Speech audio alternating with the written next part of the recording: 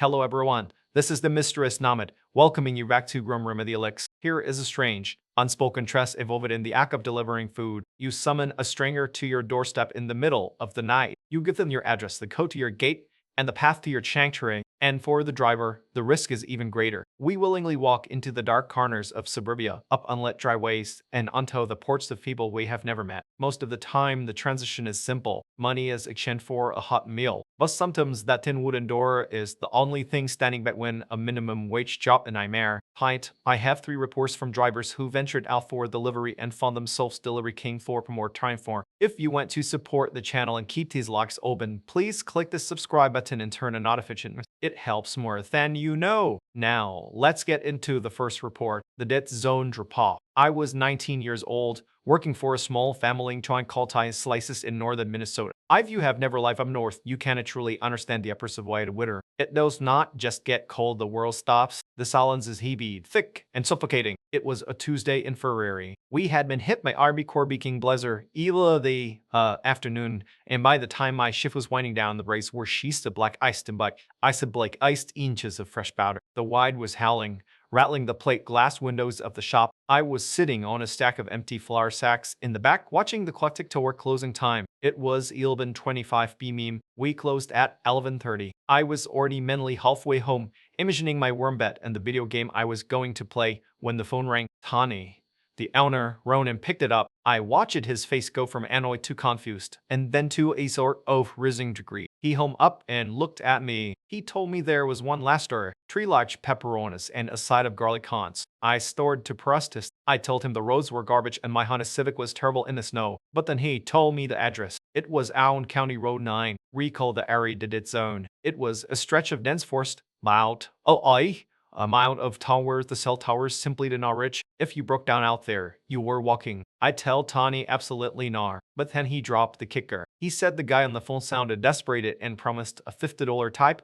cash on arrival. $50 was a lot of money to me back then. It was half a week of gas and grocery. I looked at the window, seeing the snow soar violently in the yellow glow of the street lights, and I made the mistake of saying ice. I loaded the pizzas into the insulated bag. The smell of hot cheese, pepperoni, and damp cardboard is usually comforting, but the night it made me nauseous. I zipped up my coat, grabbing my keys, and walked out the back door. The cold hit me like a physical punch. It was 10 degrees below zero. My car's trouble to start, the engine cooing and sputtering before finally turning over. I blasted the heat, hoping to defrost the windshield, but the ice was stubborn. I had to sit there 5 minutes, scraping the glass with a credit card because I had lost my scraper weeks ago. By the time I pulled out of the parking lot, it was 11:40 p.m. The town was dead. No, the cars were on the road. The streetlights became far and far to be quin as I headed west, toward the edge of civilizations. The drive started normally enough. I had my radio on low, with enough to drown out the wind whistling through the cracks in my door frame. But as I passed the last gas station and hit the boundary of the dead zone,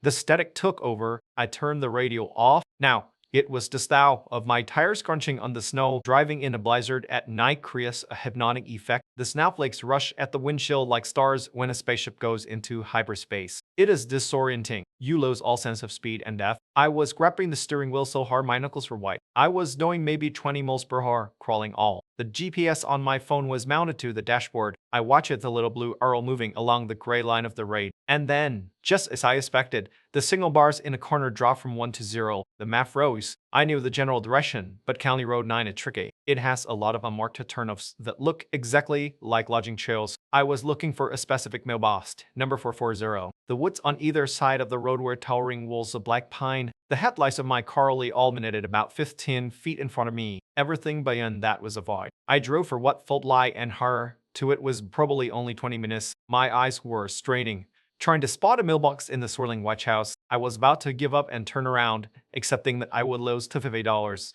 When he saw it, it wasn't a mailbox. It was a piece of plywood nailed to a tree, with the numbers 4440 scraping it inject, ripping ray paint. I slowed down and turned to the wheel. Car slid slightly, the back end fizzling before the tires found traction on the gravel driveway. The driveway was long, uncomfortably long. It wound through the trees, descending it to a small valley. I remember thinking it was strange that the snow on the driveway was pristine, perfectly smooth. If this guy had orbited Pisa, he must been home, but there were no tire tracks coming in or out. It looked like no one had driven down this path since the snow started falling 6 hours ago. A cow poured in my stomach. I told myself maybe he had a truck with high clearance, or maybe he had been home for days. I kept driving, the branches of the trees scraping eggs into the roof of my car like skilly fingers. Finally, the trees cleared, and I saw the destination. It wasn't a house. It was a massive, dilapidated barn structure. Half of the roof had cracks years ago, but the main section seemed to have been patched up with tarps and sheet metal. There were no windows, just dark, rotting wood, and there were no lights. Not a porch light, not a glow from a window, nothing. It sat there in the darkness, a black shape against the gray snow. I passed the car in park but left the engine running. My headlights washed over the front of the barn. Here was a large sliding door, and inside within it, a smaller human-sized door. I sat there for a moment, debating what to do. The smart plur my brain screamed to me to meet rubbers, to leave the food, to furt the my. But the greed and a spit sense of obligation went out. I grabbed the pizzaback and opened my car door. The wind was down here in the valley. It was dead silent. No birds, no wind, no distant highway noise, just the hum of my engine and the crunch of my boots on the snow. I walked up to the small door. I raised my hand to knock, but before my knuckles could raise the wood, a sound arbit from inside and made me jump out of my skin. It was the sound of a television, but not a show or a movie. It was static, white noise, blasting at maximum volume. It was so loud the wood of the door was vibrating against my hand. I stood there, frozen, my heart hammering against my ribs. I waited for it to turn down, for someone to say come in, and then,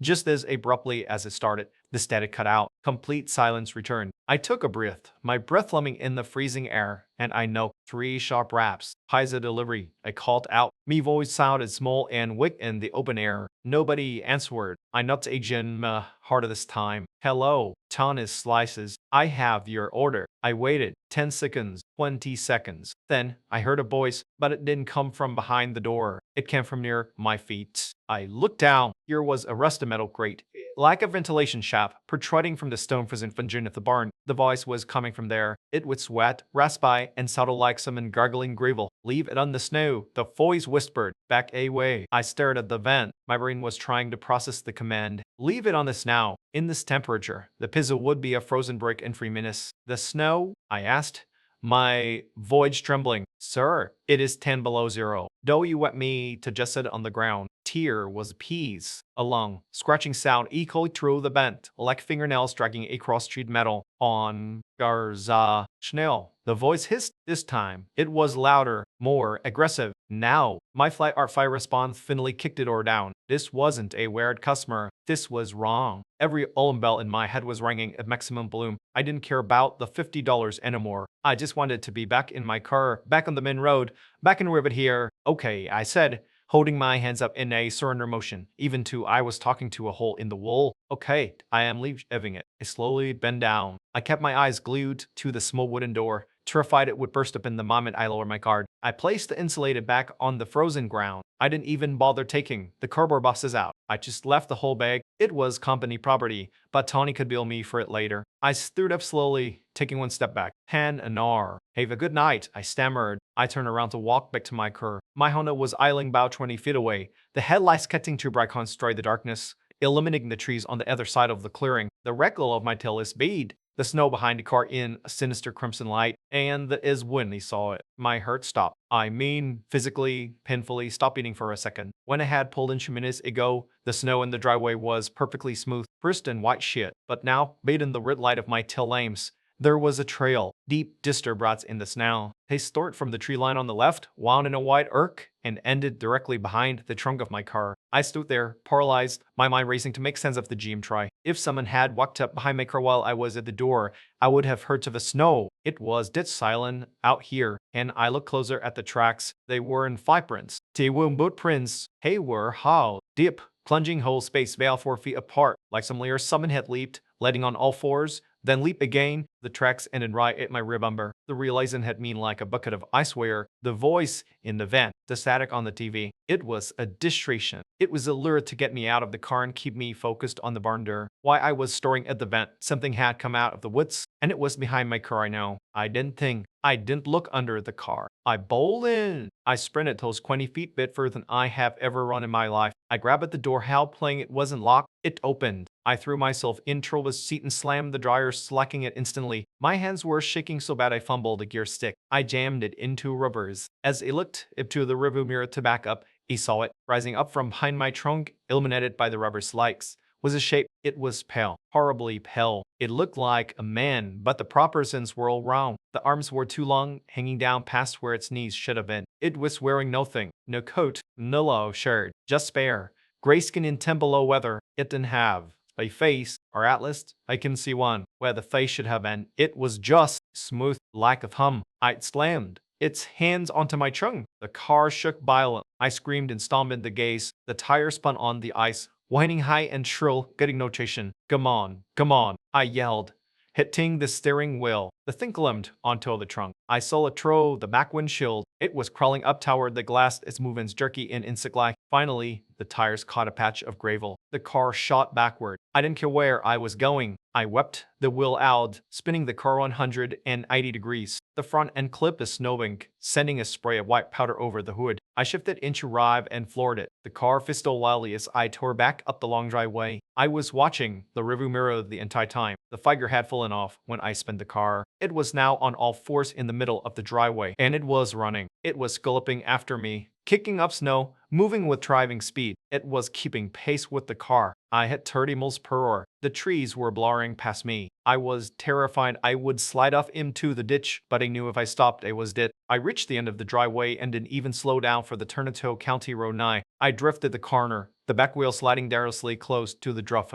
I regretted swerving across both lanes before finally straightening out. I didn't look back until I saw the lights of the gas station 5 miles down the road. I drove all the way back to the pizza shop, doing 80 miles per hour. I ran 3 red lights. When I pulled in the parking lot, I practically fell out of the car. I burst into the shop, hyperventilating. Tony looked up from the register, patted to yell at me for taking so long, but he stopped when he saw my face. Kid, what happened? He asked. Where's the bag? I left it. I gasped. Call the police. You needs to call the police. I told him everything. The bond, the voice, the thing in the snow. Tony listened, his face getting paler by the second. He didn't call the police, Lee. He did something that scared me even more. He walked over to the phone system and pulled up the caller ID lock. What time did the call come in? He asked quietly. 11:25. I said. He pointed at the screen. Look. I looked. The lock saw calls from 5 p.m., 6:30, and 8 p.m. up, but there was no call lighted at 11:25. Task impossible. I said. I was standing right here. You answered it. I know I did, Tony whispered. He picked up the receiver and dialed *69 to call back the last incoming number. We both listened on the speakerphone. There was no ring, just the recording. The standard operator voice. We are sorry. The number you have reached is not in service. This number has been disconnected since 1990. I quit that night. I left my insulated back of the barn,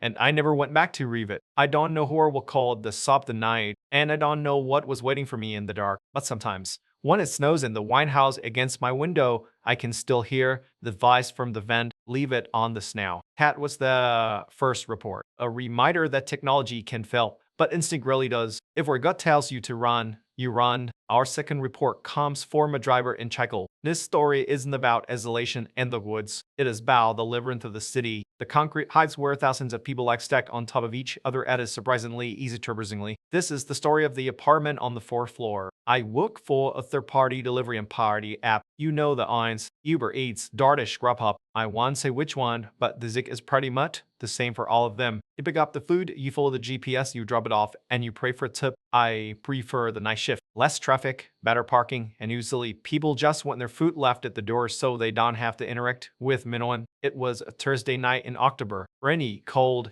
and miserable. I got a ping for a delivery from a high-end burger place down in Min. The payout was $25 for a creamo drive. Easy money. I picked up the order 2 burgers, fries, and a milkshake and headed to the drop-off address. It was a large, older apartment complex on the north side. One of those brick-shaped buildings with a courtyard in the middle. It looked normal and no There was a security gate at the front, but the NAS in the app gave me the code found 14 wherever. I punched it in. A buzzer sounded, and the heavy iron gate clicked unlock. I walked into the courtyard. It was dimly lit, with wet leaves plastered to the concrete. The building had 4 separate entrances, labeled A, B, C, and D. Instructions said Building C, Apartment 402, 4th floor. Elevator is broken. Please bring to door. I sighed. Of course, the elevator was broken. I found Building C. The lobby smelled like old carpet and bleach. I started the climb. The stairwell was narrow and echoed with every step I took. 1st floor, 2nd floor, 3rd floor. By the time I reached the 4th floor landing, I was slightly out of breath. I pushed open the heavy fire door and stepped into the hallway. It was quiet. The hallway was long, lined with identical brown doors. The carpet was a swelling pattern of maroon and gold that looked like it had been changed 7 inches. I started walking down the hall, checking the numbers 406, 405, 404. I got to the end of the hall. The last door on the left was 403. The last door on the right was 401. I stopped. I looked back and forth. 401, 403. There was no 402. I thought maybe I misread that. I pulled out my phone. Building C, Apartment 402. I walked back down the hall to the stairwell,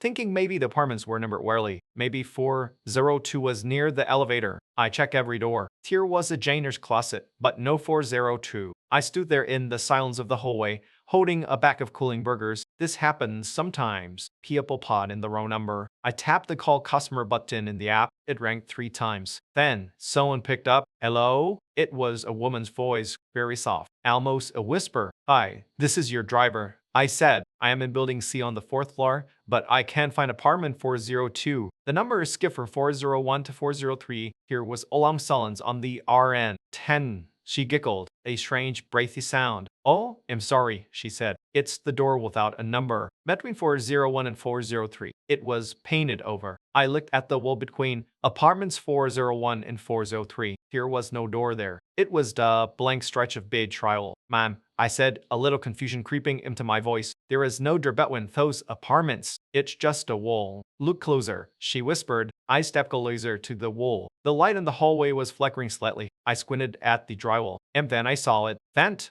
vertical lines, like a seam. It wasn't drywall. It was either painted perfectly to match the wall, with no handle and number. It looked like a maintenance panel or a hidden access point. I see it, I said, feeling a sudden wave of use. How do I give you the food? There is no handle. Push it, she said. It's open. I hesitated. Every instinct I had as a delivery driver stray smarts you pick up after a few months was telling me this was wrong. You don't go into unmarked doors. You don't enter hidden rooms. I can't do that, ma'am, I said firmly. I can leave the food right here in front of the wall. No. Her voice snapped. It wasn't shocked and more. It was sharp, desperate. Please. I'm disabled. I can't get up to get it. Please just push the door and set it inside on the table. Please. She started crying. It sounded genuine. I felt like a jerk. Here I was, scared of a painted door. And this woman was hungry and can move. Okay, I said. Okay, I'm coming in. Hang on. I hung up the phone. I reached out and placed my palm against the beige panel. It was cold, colder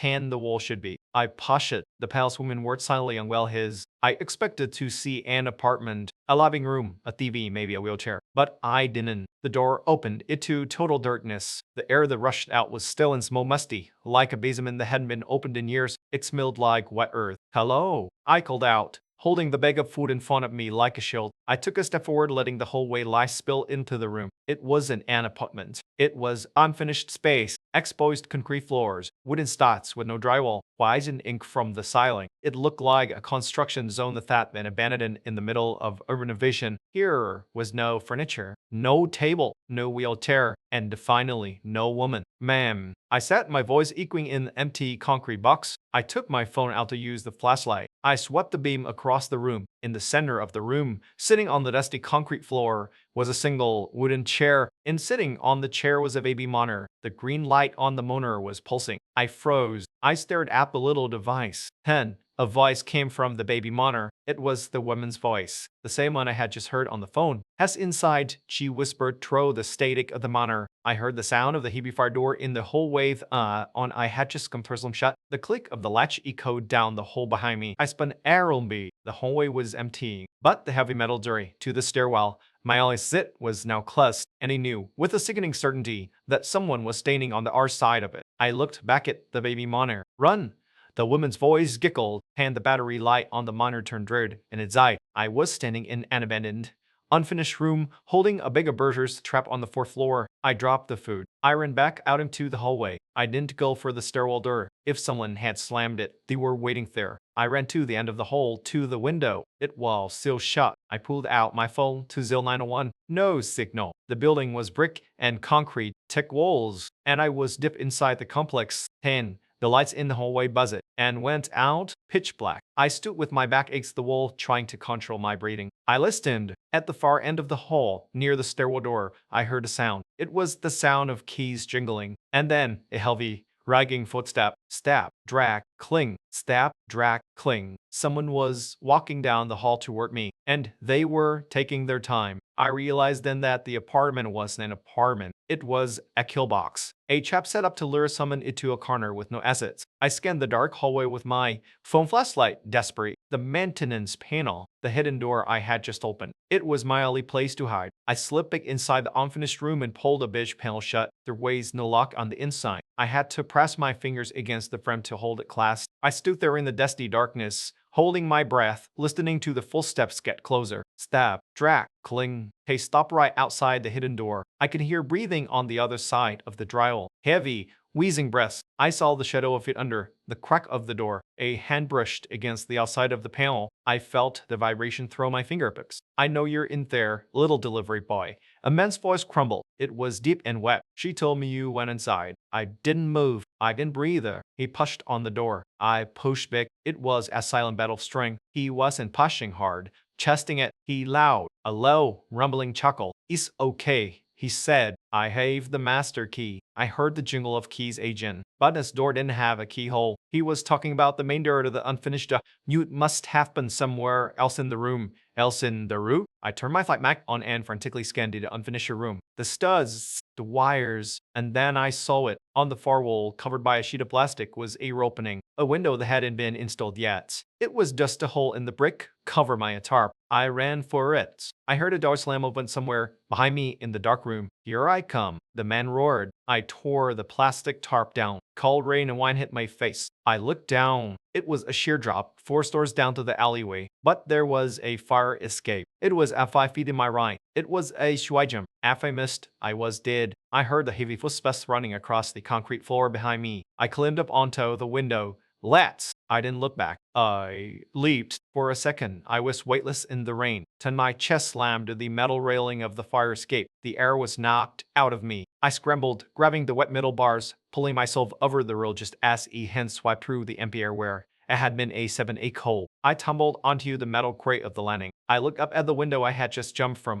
A face was staring out at me. It was wearing a mask. A cheap, plastic clown mask with a painted smile. I scrambled down the fire escape, slipping on the wet metal, sliding down ladders until it hit the alley ground. I ran until my lungs burned. I didn't stop until I was inside a crowded filament tree blocks away. I called the police. They swept the building. They found the unfinished room. They found the baby monitor. But they didn't find the man. They did find something else, too. In the corner of the unfinished room, hidden behind a stack of drywall, they found a sleeping bag, a bucket, and a collection of the fists. 7 of them, all from different delivery drivers who had gone missing over the last 2 years. I was the first one to come back out. Our final report icons of river in Georgia. This story is different. It does not involve a creature in the snow or a trap in an apartment. It involves a place that simply should not exist. A place where the laws of physics and geography seem to bend, and where a simple delivery turned into a psychological present. This is Tari of the gated community. I live in a mid-sized town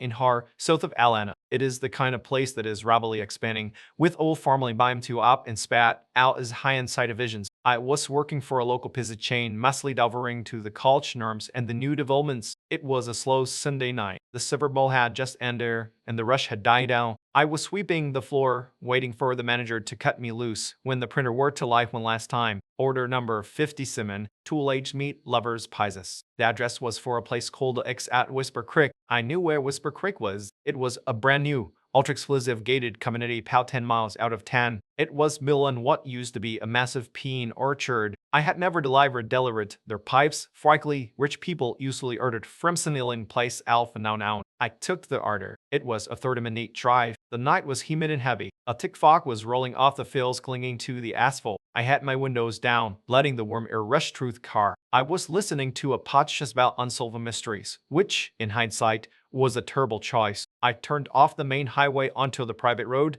that led to the oaks. The road was purplely paved, smooth blacktop with fresh swell lines. The trees on either side were massive, ancient oaks that formed a tunnel over the road. I arrived the front gate of the Linn for 5 of BMM. It was impressive. 12 tall iron gates with gold leaf accents, brick walls that stretched out of the woods on either side. Here was a guard shack in the center island, bathed in a warm, yellow light. I pulled up to the guard shack, rolling down my window to show my delivery. Pizza for number 101.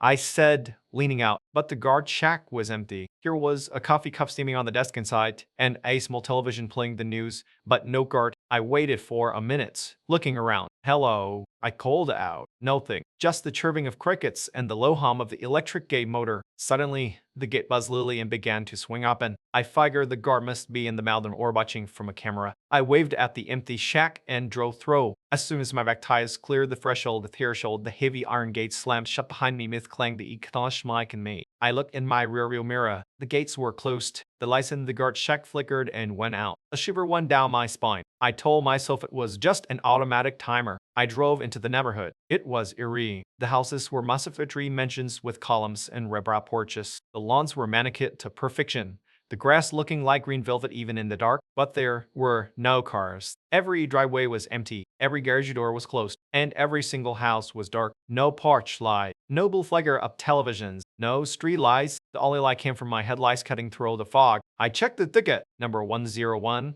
Magnolia Lane. I drove slowly, reading the curb numbers. 105, 103. I found 101. It was the biggest house on the block. A plantation-style mansion with white pillars and a long, winding brick driveway. I pulled up to the front steps. I grabbed the pizza bag and got out. The silence was absolutely no wind in the trees, no distant highway noise. It felt like I was standing in a vacuum. I walked up the steps and rang the doorbell. Ding dong. The sound echoed deep inside the house, hollow and loud. I waited. No footsteps, no lights turning on. I knocked on the heavy wooden door. Pizza deliver. Nothing. I checked the ticket and there was a phone number. I pulled out my cell phone to call the customer. No service. I frowned. I had full bars at the gate. I walked back down the driveway, holding my phone up, trying to get a signal. That is when I saw him. I froze, standing in the window on the second floor, directly above the front door was a man. He wearing a tuxedo, a full black tuxedo with about T. He was standing perfectly still, staring down at me. He wasn't moving. He wasn't blinking. He was just watching. Sir, I called out, taking a step back. I have your pizza. The man didn't move. He didn't even acknowledge me. Then,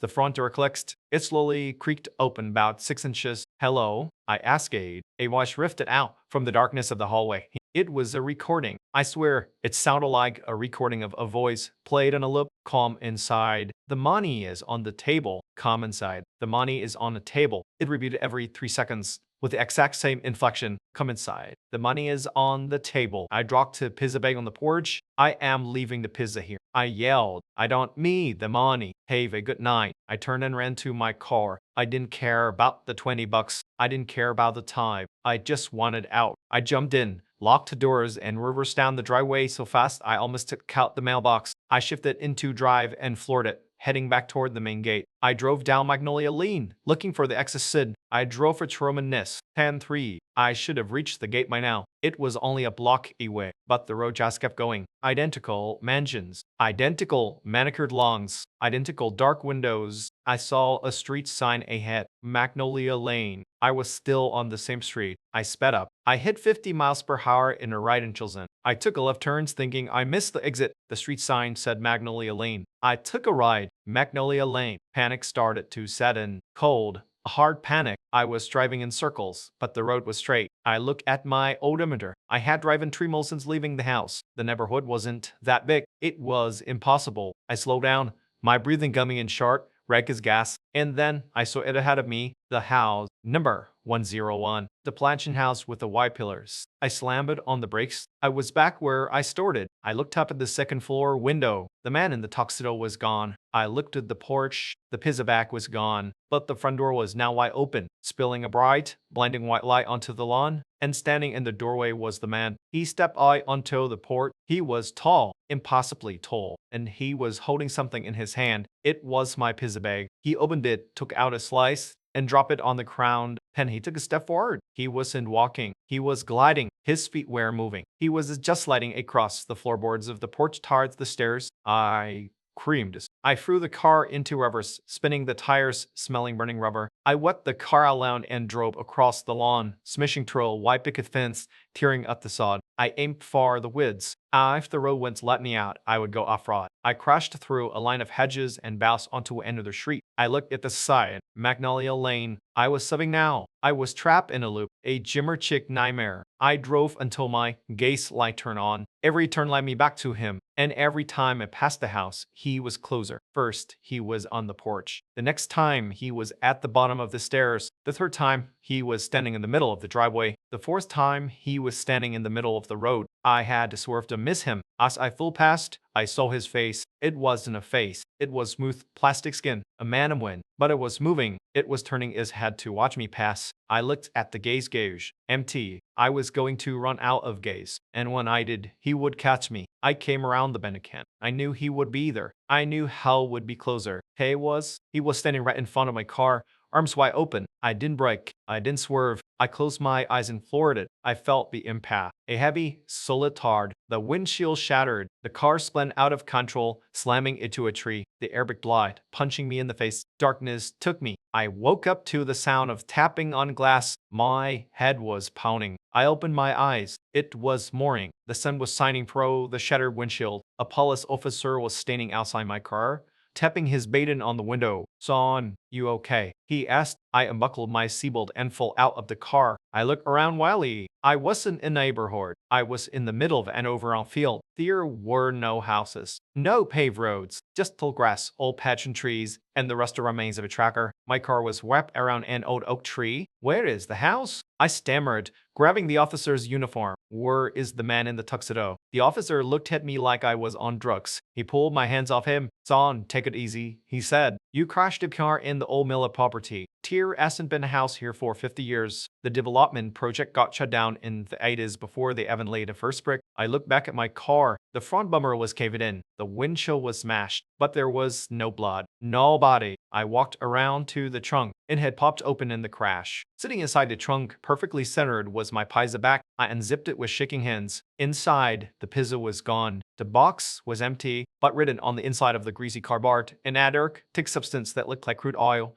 were 3 words come inside ing. I never delivered another pizza. I moved 3 states away. I don't drive at night and more. And I never ever enter a gated community, because sometimes the gates aren't here to keep people out. They're there to keep things in. Tease Ray, the reports. 3 drivers who went out for a job and came back with a scar on their side. It makes you think about the transactions we make every day. We trade money for food, for comfort, for convenience, but we rarely ask what else is being traded in back. If you are a driver, check your back seat. If you are a customer, check your locks. And if you hear a voice coming from the vent or see a door that wasn't there eyes today, do not investigate, just run. If you want to keep his lots open, leave a like and subscribe to Grimrality Logs. Let me know in the comments which story kept you up tonight. Stay safe.